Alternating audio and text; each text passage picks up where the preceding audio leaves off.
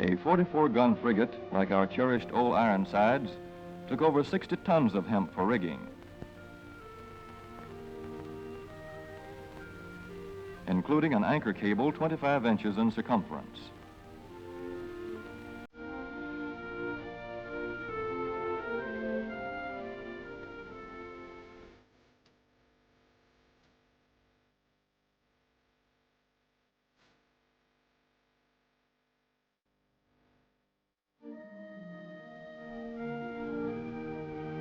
In those days, hemp was an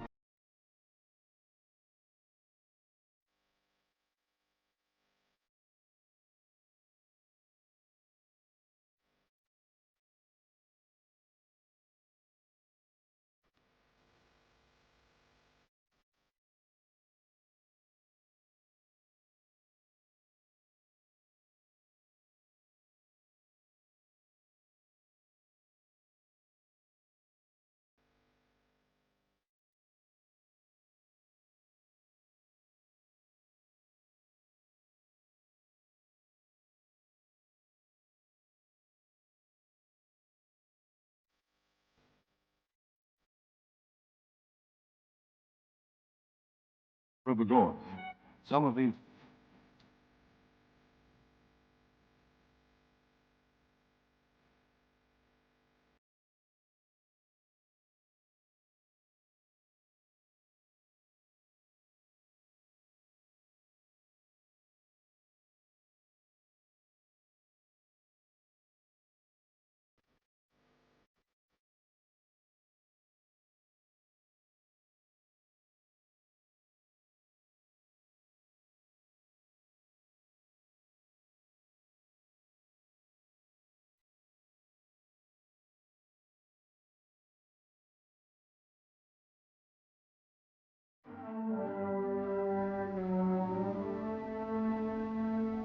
it must be loose and rich in order.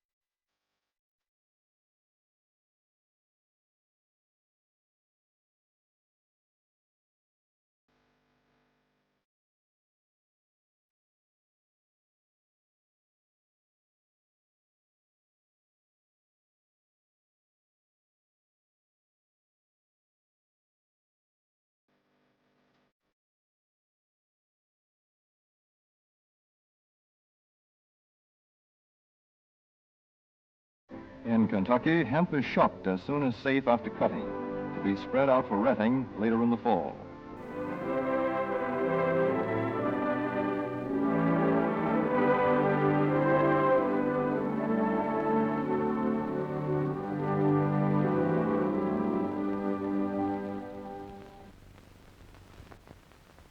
In Wisconsin, hemp is harvested in September. Here, the hemp harvester with automatic spreader is standard equipment. Note how smoothly the rotating apron lays the swath preparatory to retting.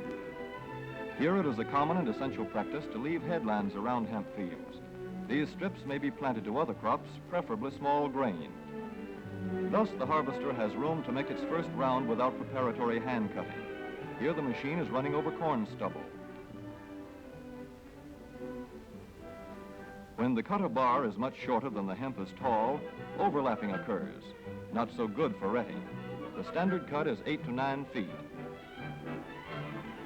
The length of time hemp is left on the ground to ret depends on the weather.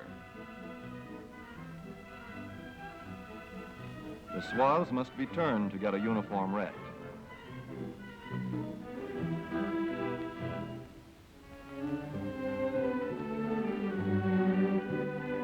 When the woody core breaks away readily, like this, the hemp is about ready to take up and bind into bundles.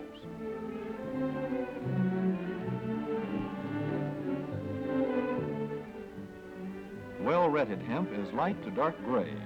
The fiber tends to pull away from the stalk. The presence of stalks in the bowstring stage indicates that retting is well underway.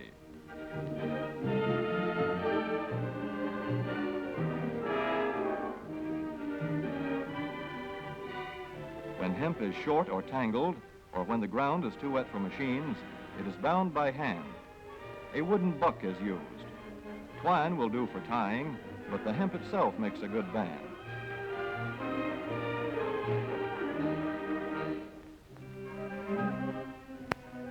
When conditions are favorable, the pickup binder is commonly used. The swaths should lie smooth and even with stalks parallel. The picker won't work well in tangled hemp.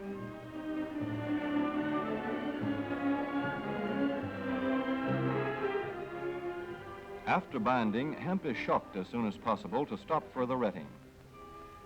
In 1942, 14,000 acres of fiber hemp were harvested in the United States. The goal for 1943 is 300,000 acres. Thus, hemp, Cannabis sativa, the old standby cordage fiber, is staging a strong comeback. This is Kentucky hemp going into the dryer of a mill at Versailles.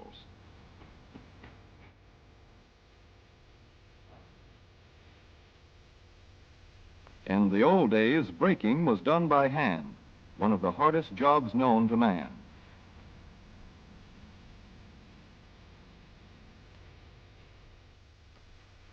Now the power breaker makes quick work of it.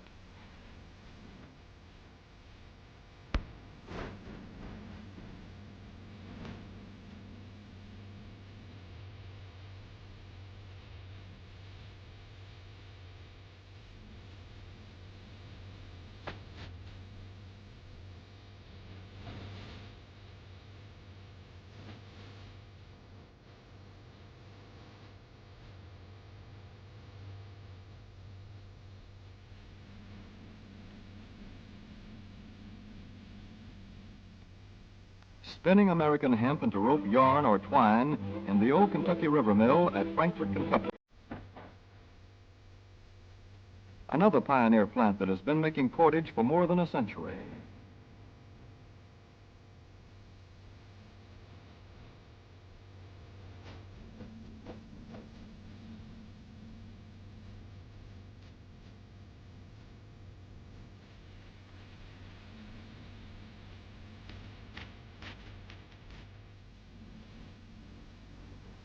All such plants will presently be turning out products spun from American-grown hemp.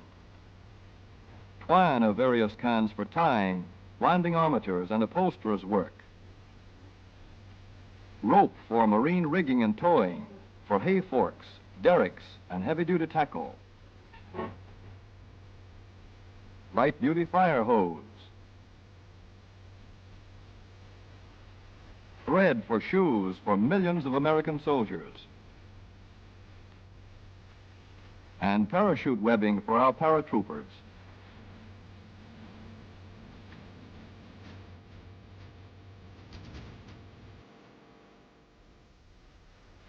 As for the United States Navy, every battleship requires 34,000 feet of rope, and other craft accordingly. So here in the Boston Navy Yard, where cables for frigates were made long ago, crews are now working night and day making cordage for the fleet. In the old days, rope yarn was spun by hand.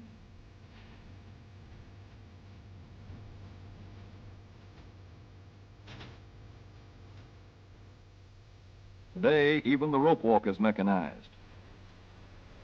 160 fathoms to go.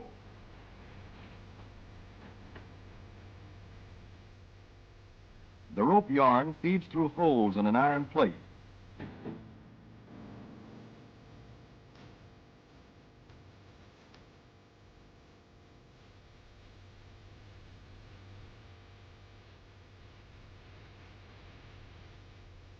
This is Manila hemp from the Navy's rapidly dwindling reserve. When that is gone, American hemp will go on duty again. Hemp for mooring ships, hemp for tow lines.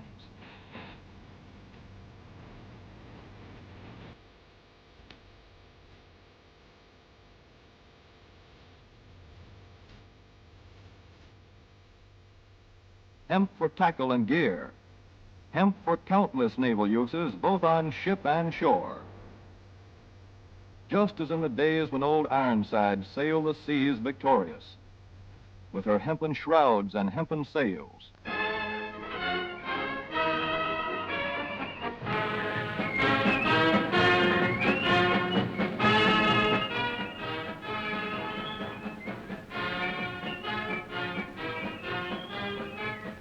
Hemp for victory.